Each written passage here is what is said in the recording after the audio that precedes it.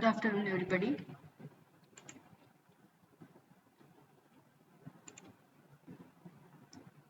Let us start with the presentation of software architecture and design pattern. So these are nothing but the course outcomes and program outcomes. And the syllabus is on the screen. Prescribed books are there: object-oriented analysis, design and implementation, and design pattern, Erich Gamma and Richard Hellman. There are 5 modules. So as far as first module is concerned, which talks about the entire design pattern and overview. Uh, Introduction. Now, what is a design pattern? So each pattern describes a problem which occurs over and over again in our environment, and then describes the core of solution to that problem, in which a way that you can use this solution a million times over without ever doing the sometime twice. Actually, what is design pattern? Design pattern is nothing but solution to the problems. So which type of problems arises when you are going to implement a particular project, and so that we are going to see in the further classes, further presentations. Which are the essential elements of this design pattern? There are 4 essential elements. One is pattern name, problem, solution, and consequences. They have given one example of Smalltalk, MVC, which incorporates architecture MVC, model, view, and controller. So model is the application object, view is the screen presentation, and controller defines the way the user interface reacts to user input. So this is nothing but one example they had given. Suppose you have using model view controller, you can have one model and multiple views. So model will be having the actual data, and that data can be represented in different formats using different views. So you can have the same data, you can be viewed in the form of bar chart, pie chart, or in the tabular form. So that they had explained over here. So it is one of the advantageous thing for the software developer to analyze their project in a multidimensional way. MVC decouples them to increase flexibility and reuse. MVC decouples views and models by establishing subscribe and notify protocol between them. View must ensure that its appearance reflects the state of the model. The model's data changes, the model notifies views that depends on it. So there should be a simultaneous communication between model and view. In response, each view gets an opportunity to update itself. And this approach lets you attach multiple views to a model to provide different presentations. We can also create a new views for a model without rewriting it. The model contains some data values, and the views defining a spreadsheet, histogram, and pie chart display this data in various ways. The model communicates with its views when its value changes, and the views communicate with the model to access these values. Now, describing the design pattern. The design pattern in graphical notation simply captures the end product of the design process as relationship between classes and object, and in order to reuse the design, one must record the decision, alternatives, and trade-offs. Also need some concrete examples to describe the design pattern using consistent format. What is the format of the design pattern? So this is nothing but the template where 12 subsections we have to maintain. One is pattern name and classification, intent, also known as field, motivation, applicability, structure, participants and collaboration, implementation, its sample code, known users, consequences, and related patterns. So this is nothing the different catalogs where in the left hand side they had mentioned different design patterns, and to the right hand side they had given their different purposes. So as and when we will be seeing individual design patterns, its purposes will be clear. So like that all the design patterns, so 23 design patterns they have mentioned over here. Now we'll see the design pattern space, the catalog of design patterns. So where they have listed all the design patterns, 23 design patterns, in appropriate segregation belonging to three different types of design pattern. One is creation, which particular design pattern comes under creational, structural, and behavioral, and then what is the purpose and scope of the design pattern, and how which design patterns are divided comes under the category object and classes. So this is mentioned in this particular diagram. So as I told, the basic segregation is three types of design pattern. One is creational, structural, and behavioral. Creational pattern concern the process of the object creation, whereas the structural pattern deals with the composition of the class or objects. Behavioral design pattern, it characterizes the ways in which the classes or object interacts and distribute responsibilities. And one more category they had mentioned in second criteria, that is class pattern and object pattern. Pattern are divided into classes and objects. So class pattern deal with relationship between classes and subclasses through inheritance. Therefore, they are static and fixed at a compile time, whereas object pattern deals with the object relationship which can be changed at a runtime and are more dynamic. Design pattern solves design problems. How design pattern solves design problems? So as we told, design pattern is nothing but the solution to a different problems. So how they are going to solve these problems? So one is finding appropriate object, then they determine in under finding appropriate objects. So strict modeling of the real world leads to a system that reflects today's realities, but not necessarily tomorrow's. It means the abstraction that emerges during the design are key to making a design flexible. Determining object granularity. So represent everything down to the hardware or all the way up to the entire application, and how do we decide what should be an object. So that comes under determining object granularity. Third one is specifying object interface. So the objects are known only through their interfaces. The runtime association of a request to an object and one of its operation is called as dynamic binding.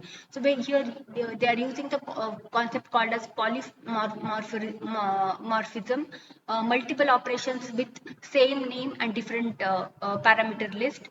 Design pattern helps you define interface by identifying their key elements and the kind of data that get sent across an interface. Fourth one is specifying the object implementation. So example here given a dash, the instantiator and instantiate. A dashed arrow line indicate a class that instantiates objects of another class.